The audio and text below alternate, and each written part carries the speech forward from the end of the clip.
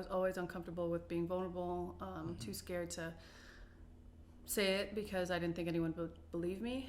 For me, my distraction at the time was I was doing a lot of partying type of activities, solo or not, and it really just I hit a low point. And I was like, I can't keep doing this. And finding a therapist is like, it's worse than dating, okay? It's worse than dating. I could imagine, yeah. Trying to find someone you're comfortable talking about the most deepest, darkest secrets you have.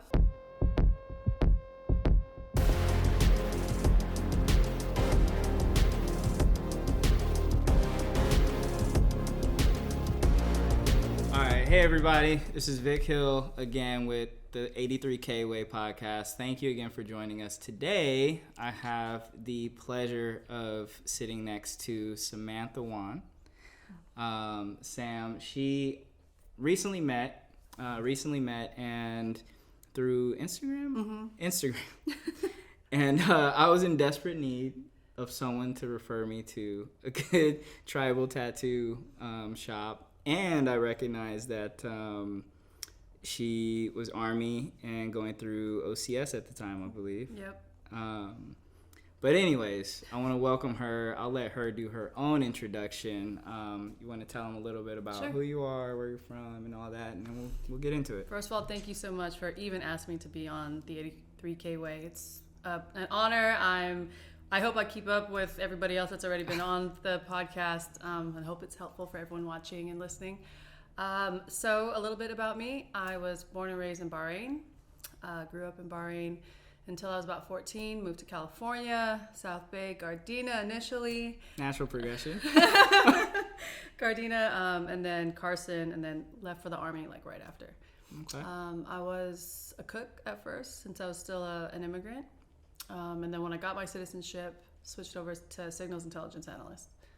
So I was in Hawaii for that assignment. Stationed in Germany first, Hawaii next.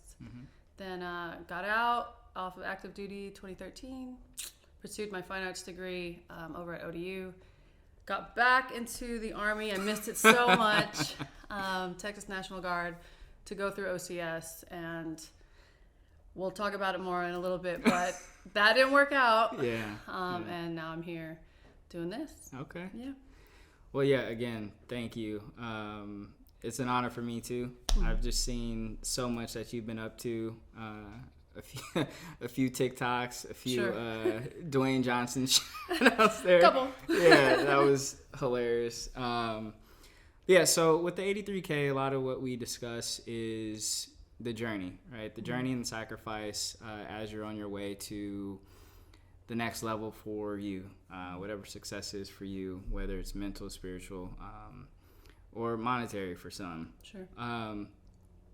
So let's start there. Where did everything begin for you? Was it when you moved to LA? Was it when you joined the military? When this mindset of, continuous progression, at least from outside looking in, started to kick up for you? Sure.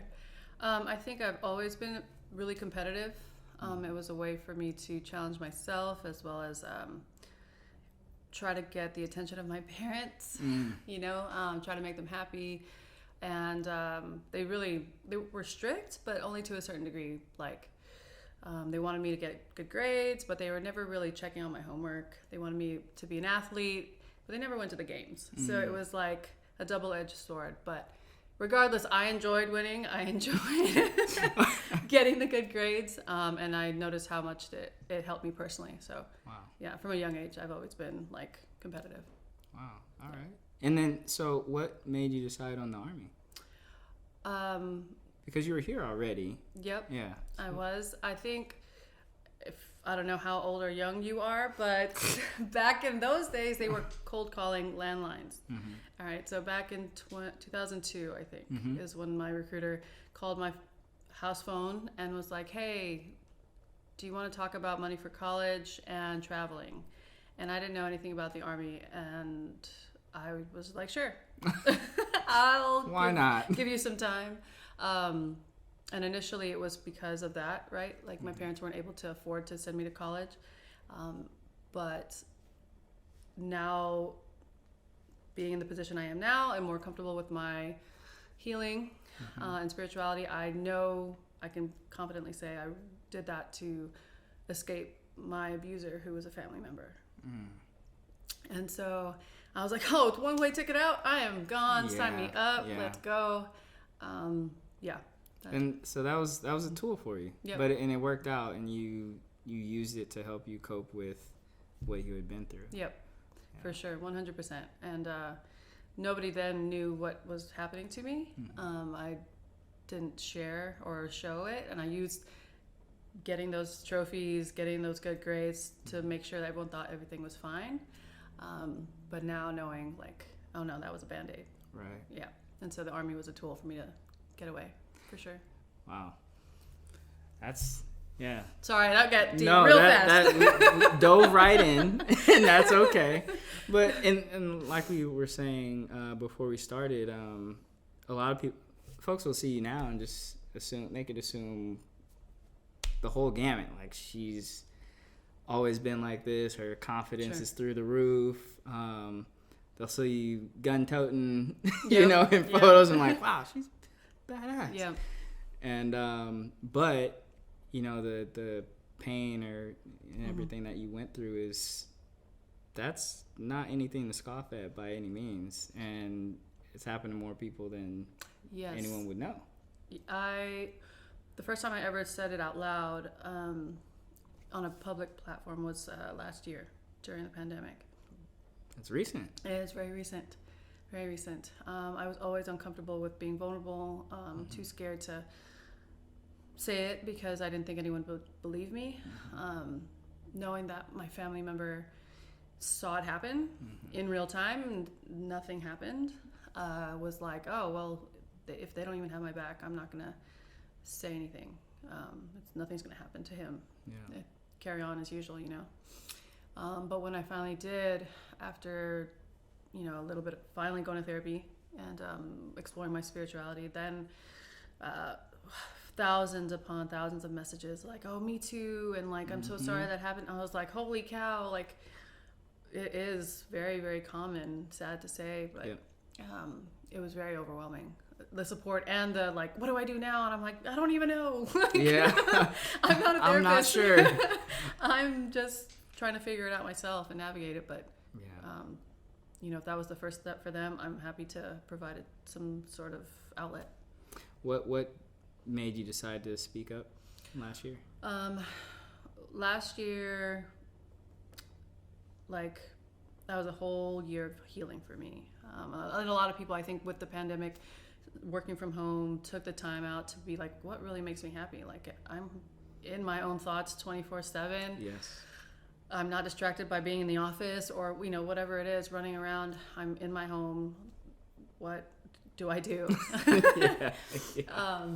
And so for me, my distraction at the time was I was doing a lot of partying type of activities, solo or not. And it really just I hit a low point. And I was like, I can't keep doing this. Like, I'm maintaining on camera or on social media, like, everything's fine, but everything's not fine. Yeah. And I was like, okay, I think I should go to therapy now. I think I'm ready to face it and talk about it. And finding a therapist is like, it's worse than dating, okay? It's worse than dating. I could imagine, yeah. Trying to find someone you're comfortable talking about the most deepest, darkest secrets you have right from the beginning, or at least soon-ish, was challenging. But it was the spiritual ceremony that really, like, jump-started and propelled that being comfortable with being uncomfortable. Wow. Being comfortable with being uncomfortable. Yeah, because you know it's going to suck. Yes. That's amazing. And how's it been since then? You know, have you noticed a significant change from before you started talking about it to now? Absolutely.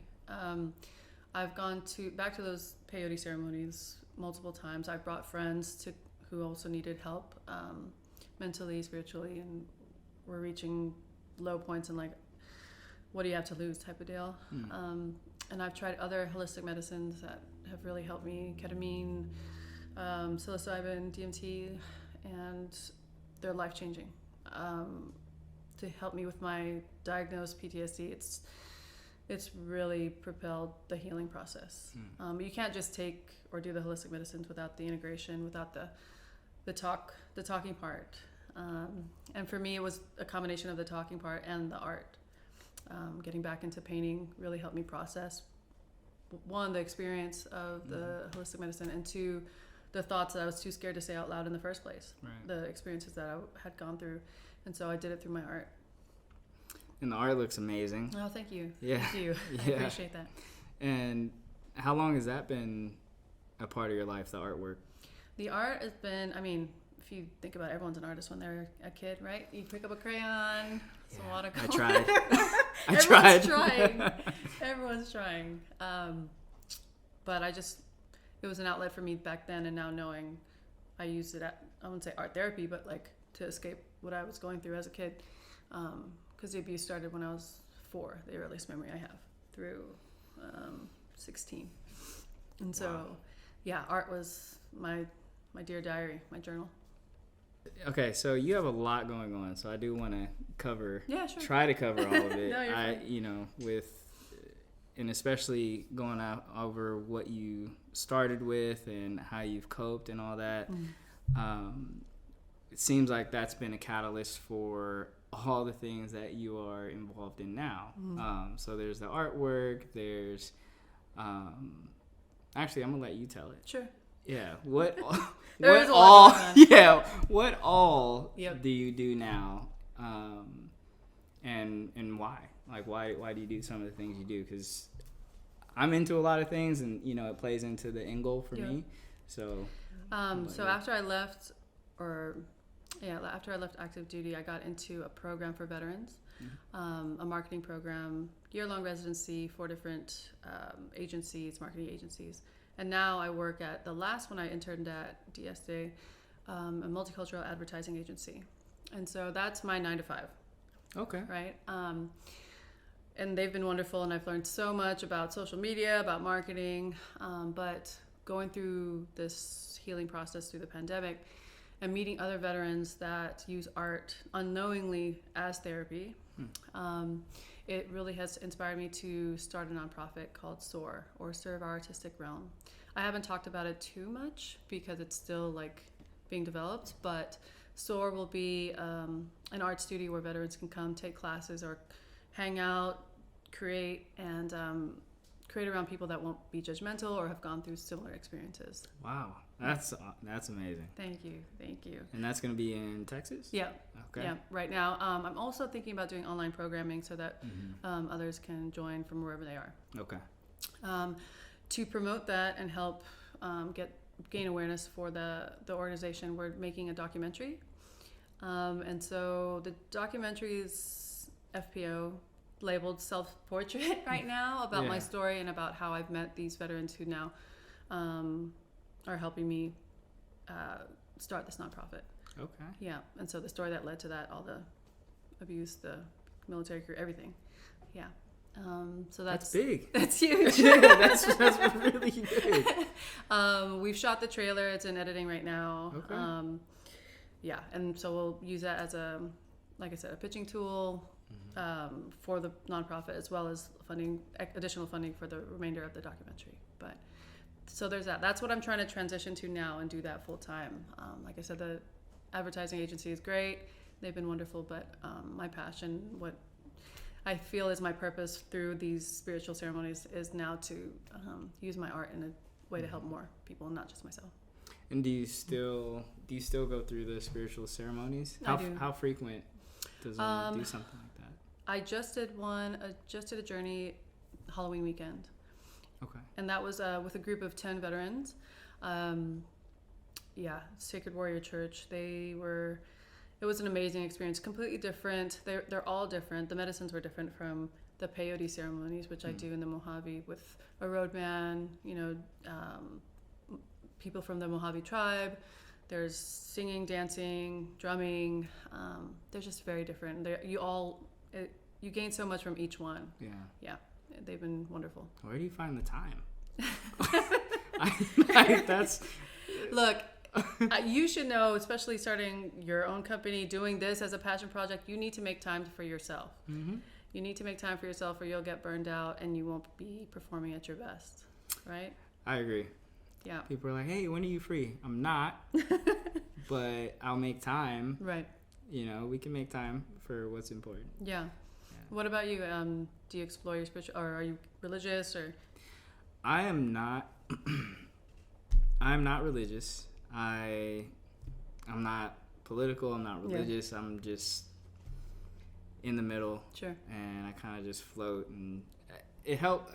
It started for me in college. Mm-hmm. So college, I went to Loyola Marymount locally and studied religions of the world, and then after that, and then traveling the world thanks to the good old Army.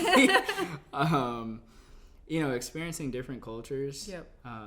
Growing up around different cultures here in LA alone, it kind of forced me to just be open to absolutely everything. Sure. So definitely more spiritual than religious ties at all. Yep. So yeah, and that's I don't really associate with any. Yeah, no, I was raised Catholic, then I fell out of the church because the person who did all that stuff to me, he every Sunday, mandatory, we're at church.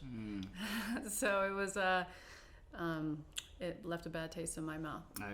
Yep. I bet. And so I was just like, I don't believe in anything. And only now, since going to those ceremonies, like, okay, I'm teetering the line, you know, I just be a good person and respect people. You know, I'm an immigrant. I've lived in different countries, traveled with the Army to different countries. Mm-hmm. That experience is such a wealth of knowledge to, you know, just be empathetic to other cultures in different ways. Always. Mm-hmm. That is, I live by that every day. Yeah. So tell us about the tattoos. Sure. From good old Spiritual Journey Tattoo. Yep. I gotta show love for them because that was just, they came in clutch. At least for me, I had been wanting West African tribal for 7-8 years or so and could not find anyone, and they just, thanks to your recommendation, they sat down and was like, hey, let's go over these books, let's figure this out. They free-handed everything, and I was like, this is just, it's a spiritual journey for sure. So it's a process. And you're head to toe. Pretty much. It ends like at my hips here. My next tattoo I want to get is tapped down my leg. Okay. So saving up for that. Elle, if you're watching this. Shout out, Spiritual Journey is the bomb. But my tattoo journey started back in 2003. I was... That's when you joined the military. Yep, pretty much. 2003, 2004-ish.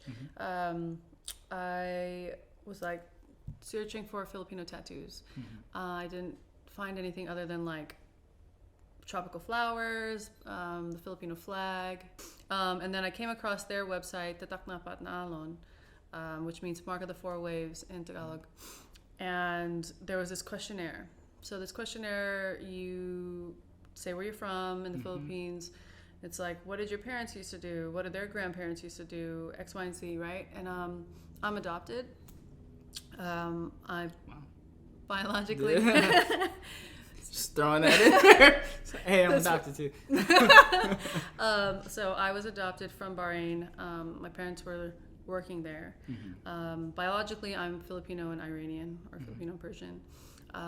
The story goes that my mom, who raised me, was running a daycare in this music school, and my biological mom came to drop me off, and she didn't come to pick me up. And she was like, no, I'm not doing this. I don't want her. Yeah. And my mom, she was 50 years old. Her husband was 50 years old. So my dad was 50 years old. And it wasn't an official adoption. Like, there was no kind of agency to help them with paperwork. It was just like, hey, we're going to take her or not. And so they did. And I'm eternally grateful for that. So I wanted something to like honor like them bringing me into their family. Even crazier that I didn't know I was adopted until I was 27, but that's a different story. Okay.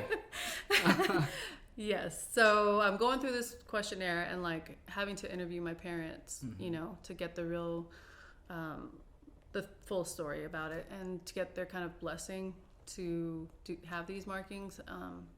I told them, I'm like, hey, my first tattoo, Filipino tribal, was like 2 quarter sleeves, right? So it wasn't like a little, you know what I mean? Yeah, like, I'm going to do this. Yeah.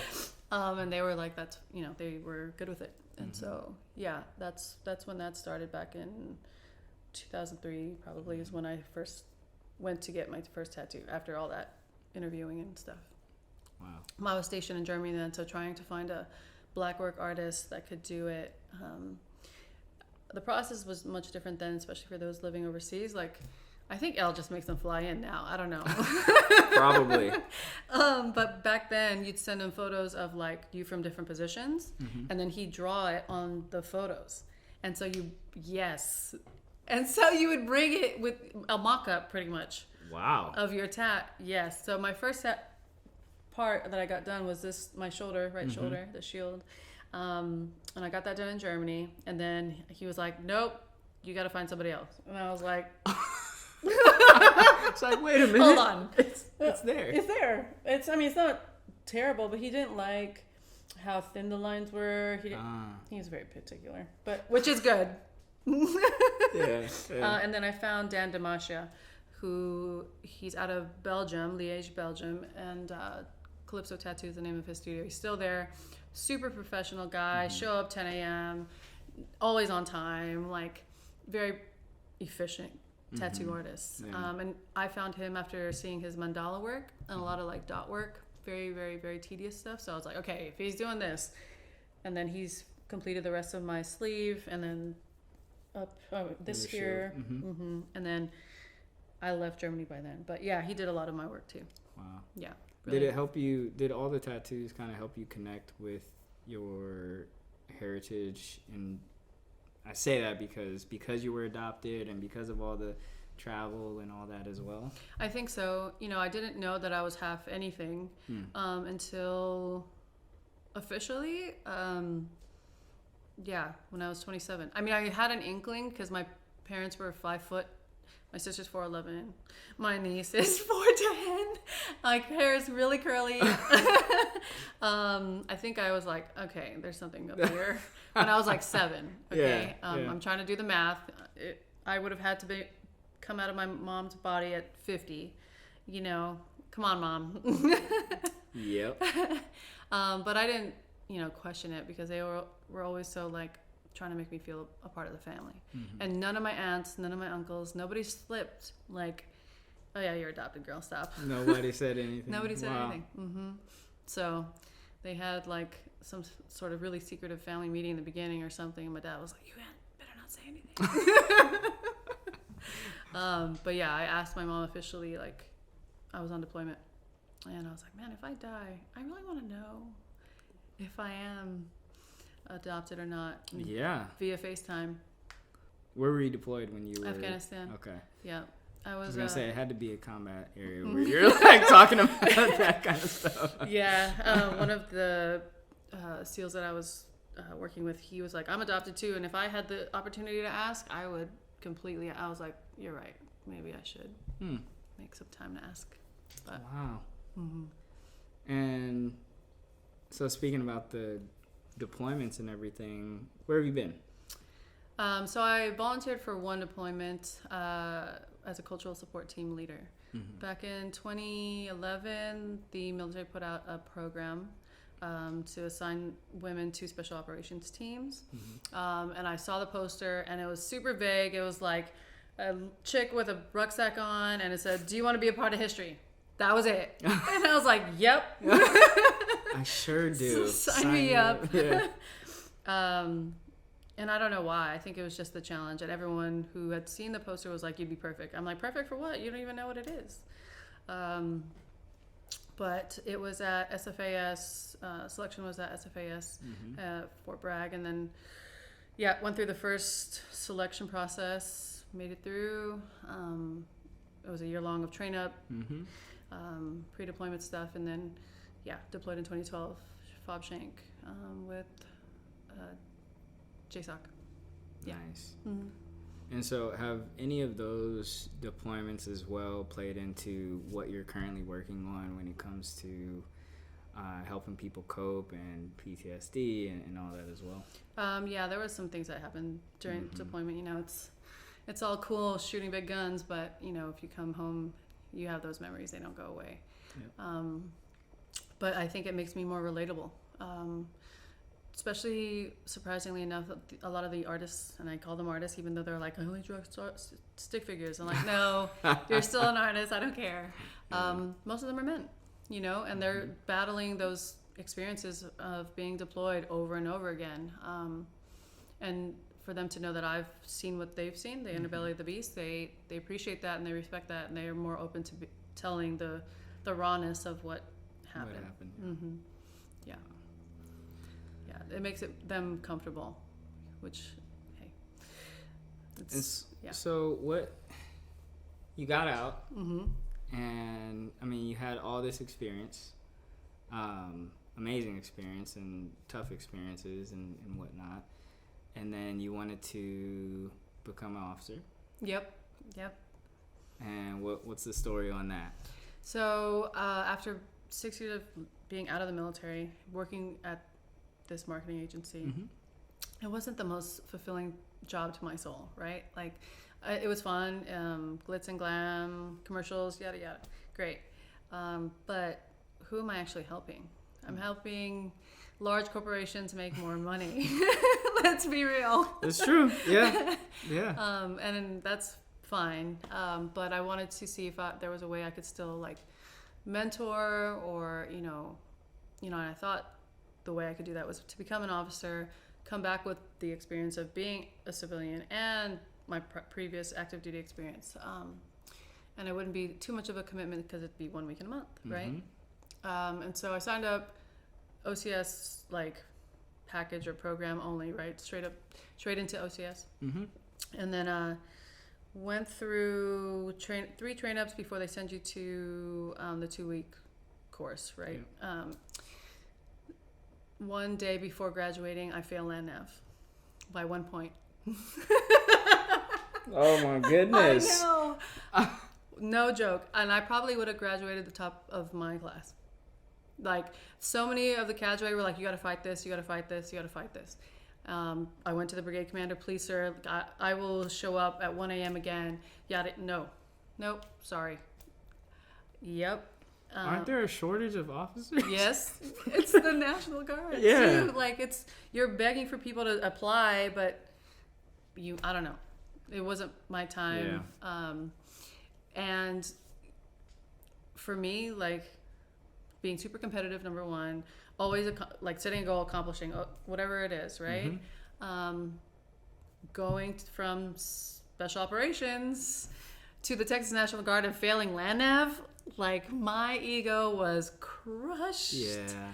My identity was crushed. You know, I joke about it now, but at the time I was like, oh my God, I'm so embarrassed. Like, how do I go back to my unit? This is horrible. Yeah. And how do I like build up my confidence from this? You know, this is a gut punch. Yeah. Yeah. And so I went back to my unit as I had to. And they were like, you're back early. Like, I know. And I let them know, like, hey, I missed it. Like, 1 point. One. I, like, if this was the point that I wrote down, it was probably like right here. One of those. Like, really 2 points close together. See, I sprained my ankle at Fort Benning. Beginning of night land nav at Red Diamond Field. And it was like, you either pass or you get recycled and you graduate 3 months later if you pass again. Yep. And I had to power through that, but I was going through like mind tricks. It was like nighttime. I was like, well, what do I do now? I was like, what do I do? It's the worst. Yeah. Yeah, I do not miss that at all. Kudos to you. Yeah, so I convinced them to let me go again, right? They're like, okay, you were going to do in the Guard, you can do the 18-month version where it's like 2 weeks in the summer and then every month you drill, or the accelerated one. The 8-weeker? Yep. I did federal. That was because they're like, do you want to go accelerated? I was like, no. Nope. I'll go to active duty OCS. That wasn't an option, so I volunteered to go to the accelerated. That's a beast. I trained up. I remember having to go through all the prereqs again. The OCS commander was it was just me, like, doing the timed ruck, and here's the OCS commander next to me, like, come on, you can. I'm like, sir, you don't have to. I'm not. I'm not competing against anyone except myself. Yeah. I don't have to make any kind of like fast time. Yeah. But he was like, nope, you're doing. I'm like, no, I know I'm doing this. I get it.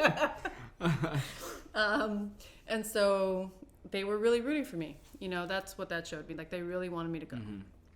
And so January-ish, yeah, I was supposed to go to Accelerate in January. I pack up all my stuff in storage. My apartment's closed. 2 days before I was supposed to fly out, I get a call from my commander. And he was like, hey, Sergeant Juan, this is an awkward conversation, but we just got a call from the TIOG, the TAG, the Texas Adjutant General, and there's some photos on your Instagram that they are questioning if they should send you to OCS at all. And I was like, what photos? And they're like, well, you're on a Chinook on a military base. And I was like, oh, the ones that I got approved to be on by the commander of that unit. I'm not in uniform. Those ones? And they're like, yes, they are questioning how you got weapons onto the Chinook and all this stuff. That doesn't concern them at all. At all. Wow. The photos were sanitized. The photos were pre-approved by the commander to be released. And they're like, well, we don't know if we're going to send you to OCS. Hold tight. I'm in a hotel room at this point, okay? I'm literally shipping out in a day and a half. Oh, man. The universe is like, you are not going to OCS, girl. I'm stressed out. I want to hear the end of the story. After the commander calls me, the brigade commander calls me. He's like, hey, I know you've probably talked to your commander, but because it's coming from top down, it's really like everyone's very concerned that this conduct unbecoming of an officer, whatever they were going to write me up for, or 15-6 has now been opened because they want to know how you got on the base with weapons and on this Chinook. And I was like, sir, did you think I just told him to pull it out the hangar? That's what I was going to say. I was like, what? I don't have that kind of power. Yeah. There's a lot more there's a lot more conduct unbecoming that is tremendously worse than that. Yeah. So yeah, it was a whole thing. I think the night prior to me getting on the airplane, I really took a deep dive, like, do I really want this? Like, I had already started doing the online thing, like having a presence online, and I really enjoyed it. You know, I like creating and being creative in so many different ways and not just painting. And I was like, okay, if they're getting upset about this, I'm going to have to, like, really not be myself, you know? And I've done that, like, when I first enlisted when I was 18, and I'm not that person anymore at all. I'm a grown-up, and I want to join the Army again to come back and help soldiers. Like, social media is booming whether you like it or not. Especially National Guard. They do have lives yes. outside of the Guard. So, yeah, so I get it. Yeah, and so I was just like, okay, like, how bad do you really want this? Is this something that you're willing to close another chapter of your life to be this soldier that they want you to be? Is this the person you want to be? And I spoke to my brigade XO, brigade commander multiple times. And I was like, no, sir, I do not want to go to OCS. And so, yeah, I declined. And they're like, oh, no, it's all good. I'm like, no, it's not all good. It's fine. It was fine because the 15-6 wasn't against me, but it was still open. The 15-6 was against the photographer. which, yes, it was a mess all around. And it still went on after I declined going to OCS. But I was just like, no, I don't want to have to do like shelter my life in any capacity. Right. And so that's why I didn't. Wow. Instagram. Wow. Oh man. The photos are really nice too. He did a great job. I'm sure I've seen him, and that's astonishing. Yeah. Have you seen how many other like dudes are shirtless in front of equipment during training all the time? I'm in a black dress. It looks more like a movie set than anything. There's no ties to units. I don't know. Bad leader. Just the Army having its fun. On my expense. Yep. Yeah. Yep. So that's what happened there. And I don't regret it. At the time, of course, I was like, oh my God, I really thought this was what I was supposed to be doing with my life. But you pivoted. Yes. And how's that been since? A blessing. It's been really rewarding. Not only the personal healing myself, but being able to show and open that door for other people. Right. I never say that I'm a therapist. I'm not. But to be able to give them a resource that they probably never would have considered using, it feels really nice. Well, people love real people. Yeah. That doesn't sound weird, but I mean, people love real people. Being able to talk to someone who can identify with you on different levels, or you talk to someone who there's things about them that may not be in exact alignment with yourself, but you can use that to better your own self. Yep. Like that to me is, I mean, we continuously missing that, in society right now, but it's getting better. I think social media kind of helped with that in a way. There's exponentially more people that you can connect with. Yep. Here's proof. For sure. 100%. Here's proof. What other platforms you prefer over others, or do you like Instagram more than TikTok, vice versa? I'll be honest with you. If I knew how to use TikTok, I'm sure I would like it. My marketing brain is like, oh my God. Yeah, look, you break it down for me, Barney style, because sometimes I'm just like, I don't know. The tool is powerful. That's why it's maybe a little intimidating. Yeah. The app is really powerful. And it depends on what you want to do with it. And I know Reels, they give more, like, there's more viewership on Reels now, and instead of that, and probably because of TikTok. To compete with TikTok. You can get paid off of Reels regardless, but you can get paid off your TikToks. I think the reach is larger on TikTok. More people are on it. The opportunity is bigger there.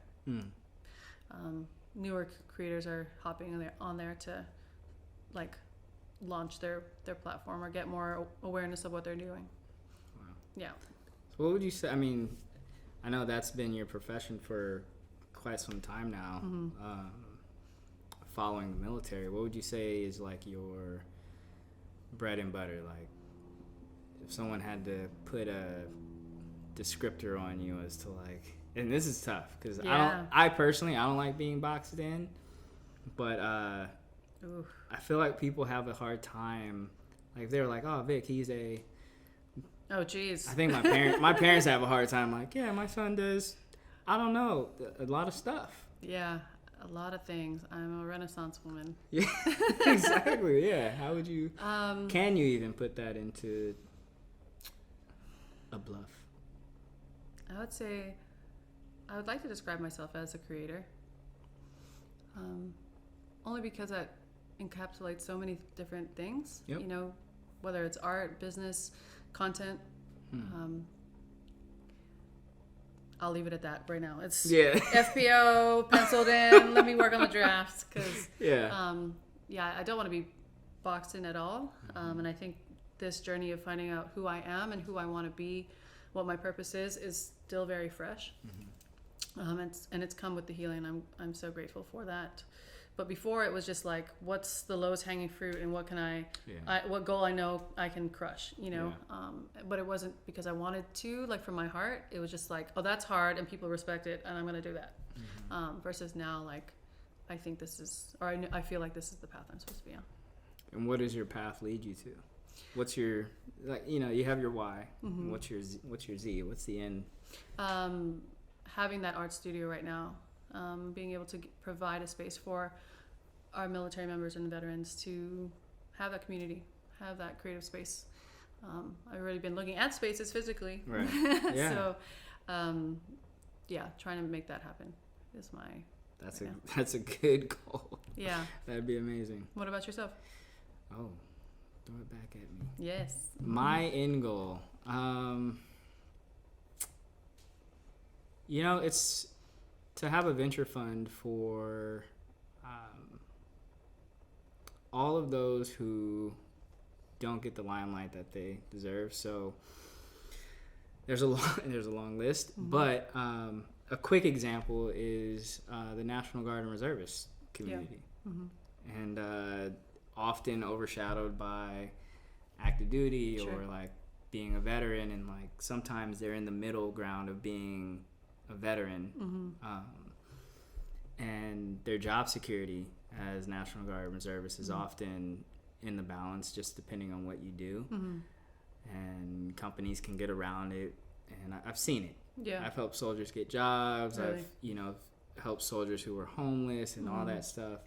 And but there's so much creativity out there, just within my own home, like Long Beach, Los Angeles. And there's so much opportunity out there. So I would love to have a venture fund that tailored towards National Guard reservists, and then obviously minorities in my community. I've been years ago just entrenched in the community and trying to get them out there. Then there's this whole extreme sports idea that I have, but, you know, trying to get the inner city youth out to like skydive and snowboard so cool. and all that stuff, because that's what I grew up snowboarding, and it's just different. If you need, I have a bunch of, from being in the special ops community, like people that can jump them out. Yeah.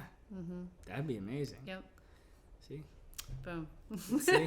Connections. That's what it's about, right? Your network is important. It is, and I highly value my network, and like I have my close-knit group of friends, but I also, with the time that I have, the little time that I do have, try to expand on my network, even just virtually, you know, having conversations through email or phone call, and I think it's finally in a season. I'm in a season of where now things can start, you know, blossoming from the seeds that have been set. So good for you. I did want to ask this last question before we start closing out. Sure. Monica, who you listen to, we all had to answer these questions at her birthday, and one of the best ones that she asked was, to everyone at her birthday party, was what season you're in right now, and how would you define that season? It could be growth, it could be, you know, anything that you want. I think if I were to describe this season, it would be peace. Ooh. The last journey that I went on really answered so many questions for me, because I had been distracting myself with goals or drugs or alcohol to forget those memories. But during that ceremony, the experience I had was it was with the 5-MeO-DMT. Instead of seeing the psychedelic colors, I don't know if you are familiar with it or anything like that, everything went black. It was very, very quiet. I laid completely still. And some people might be like, oh my God, are you okay? Are you dead? But in some way, I kind of did die. The old me died. And the new me is realizing that the peace, the happiness that I was searching through these distractions is right here. Wow.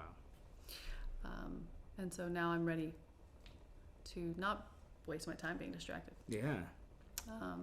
Yeah, that's my season. Peace. Mm-hmm. Oh, we could just leave it at that now. Because ultimately that's what everyone is searching for. Yeah. You know, is to be at peace in some sort of ways, whether it's in your own home, with what you do, or with your family, or what have you. So that's amazing. You've been through enough to get to this point. Yeah, I think it took going through all the crap and realizing, I wouldn't recognize when things were good if I didn't have stuff to compare to. Yeah. The bad stuff. Yeah. Wow. Well, thank you for appreciate sharing. The time, of course. I mean, I learned a lot. I hope everyone listening learned a lot. Would love to close out by you just sharing with everyone where they can find you, Oh, sure. whether it's Instagram, TikTok, all everything, Yes. and what you'll be up to next. Yeah. Yep. If you want to find me, please feel free to reach out at the1samjuan.com or on Instagram at the1samjuan. It's THE1Sam_JUAN. I'm sure you'll have it in your description. As well, it's the same as on TikTok and YouTube. So appreciate it. All right. You're back and forth from LA and Texas? I come here often. Okay. Yeah, it's especially during the pandemic, the flights have been real cheap. Yeah. So They're about to get cheaper. Really? Yeah, the new variant, COVID variant, just Variant 5000? yes, pretty much.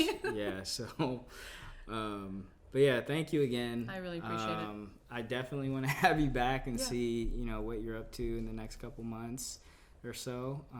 We have a lot happening with the 83K over the next few months, so we're gonna close out this season with you and my buddy Eddie. Oh, cool. And launch again. So thank you everyone for listening. Another great episode. I almost cried this time. So. The water came. Kind of saw it.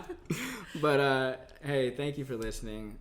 Look forward to you guys seeing what you guys thought, and we'll see you next time on the 83K Way. Bye. See ya.